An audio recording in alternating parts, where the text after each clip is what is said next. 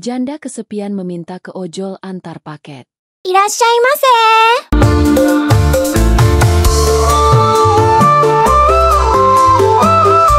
Jangan lupa subscribe bosku.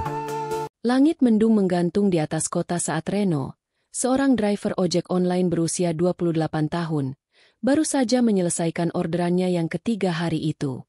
Hidup sebagai ojol di Jakarta memang tak mudah, tapi Reno menjalaninya dengan sabar. Ia bukan cuma sekadar pengantar makanan atau penumpang. Kadang, ia juga jadi teman curhat, pengganti kurir dadakan, bahkan pernah disuruh bantuin angkat galon. Sore itu, notifikasi masuk di aplikasi. Orderan, antar paket, lokasi penjemputan, sebuah rumah tua di ujung gang perumahan elit yang sudah agak sepi. Nama pengirim, Bu Yana. Deskripsi, paket akan diserahkan langsung, tolong bantu bawa ke depan. Reno menuju ke sana. Setelah memarkir motornya, ia menekan bel. Tak lama, pintu dibuka oleh seorang wanita parubaya berpenampilan rapi, anggun, dan penuh wibawa. Bu Yana. Mas ojol ya? Masuk dulu. Maaf rumah saya agak besar dan saya sudah nggak punya pembantu. Dengan sopan, Reno melepas helm dan masuk. Rumah itu sangat rapi, tapi aura sepinya terasa. Seperti rumah yang sudah lama tidak diisi canda tawa. Di ruang tamu tergantung foto seorang pria, mungkin almarhum suaminya. Saya janda, Mas, kata Bu Yana tiba-tiba, sambil menyodorkan teh. Tinggal sendiri di rumah ini. Anak-anak tinggal di luar negeri. Kadang saya cuma butuh ngobrol. Reno mengangguk. Tidak tahu harus jawab apa. Saya minta tolong antar paket ini ke rumah keponakan saya. Ya, berat sedikit. Tapi nanti saya tambahin tips. Saat Reno hendak pergi, Bu Yana mendadak bertanya. Mas Reno, kamu pernah ngerasa benar-benar sendirian gak? Seperti dunia ini jalan terus. Tapi kamu tetap di tempat, dilupakan. Reno terdiam. Sebenarnya iya. Ia merantau dari kampung, tinggal di kos kecil, dan orang tuanya sudah meninggal. Tapi pertanyaan itu terasa terlalu dalam untuk dijawab cepat. Mungkin, katanya pelan. Tapi saya masih bisa kerja. Jadi sibuk sih. Bu Yana mengangguk. Sibuk itu kadang jadi pelarian. Senyap sejenak. Lalu Bu Yana tersenyum. Maaf ya, saya kebiasaan. Dulu saya psikolog. Kadang suka terlalu cepat membaca orang. Oh gitu. Reno jadi kikuk. Setelah menerima paketnya, Reno pun pamit dan berangkat. Tapi, rasa penasaran itu mulai muncul. Siapa sebenarnya Bu Yana? 3 hari kemudian, Reno mendapat pesanan lagi. Dari Bu Yana. Antar paket lagi. Kali ini lebih ringan. Tapi setelah itu, berlanjut terus. Dalam 2 minggu, Reno sudah 5 kali mengantar paket dari rumah yang sama. Setiap datang, Bu Yana selalu menyambut dengan teh hangat dan sedikit obrolan. Awalnya formal, lama-lama jadi lebih santai. Mereka bicara tentang banyak hal.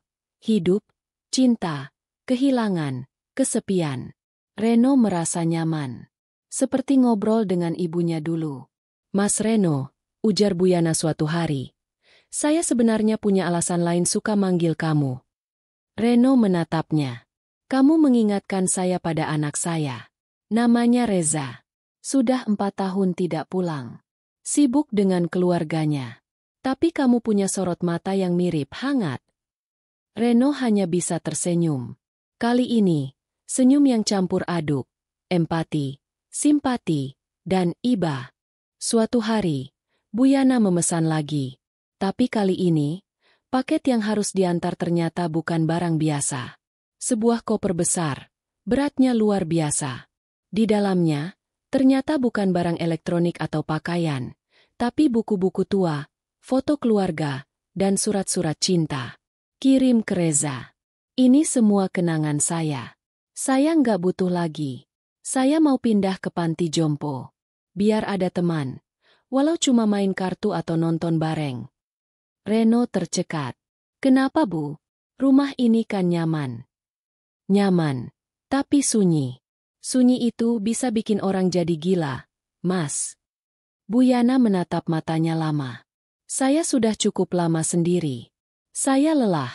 Dan saya pikir, kamu perlu tahu, hidup itu bukan cuma tentang kerja dan bayar kos. Tapi juga tentang punya teman bicara.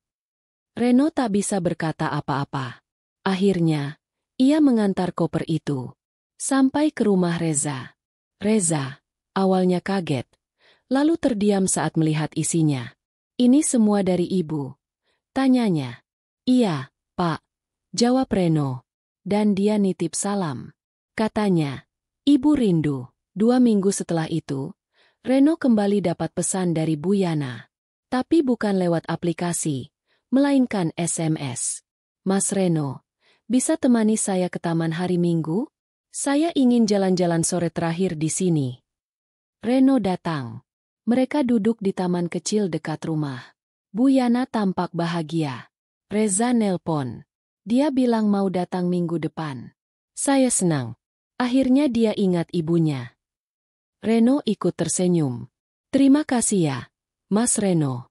Kamu bukan sekadar ojol buat saya, tapi sahabat di saat sepi.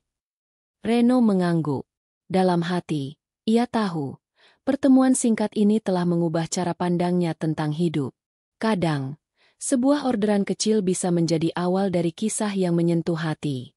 Dan seorang janda kesepian hanya butuh satu hal, seseorang yang mau mendengarkan. Setiap orang menyimpan cerita. Kadang, hanya butuh satu percakapan, satu pertemuan, untuk mengubah segalanya. Balon ucapan kalau kamu tersentuh dengan kisah ini, jangan ragu untuk tinggalkan komentar. Siapa tahu, kisahmu juga bisa menginspirasi orang lain.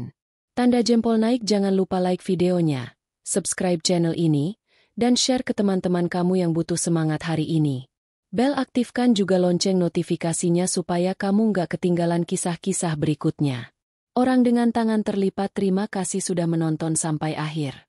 Sampai jumpa di cerita selanjutnya, karena setiap suara punya kisahnya sendiri.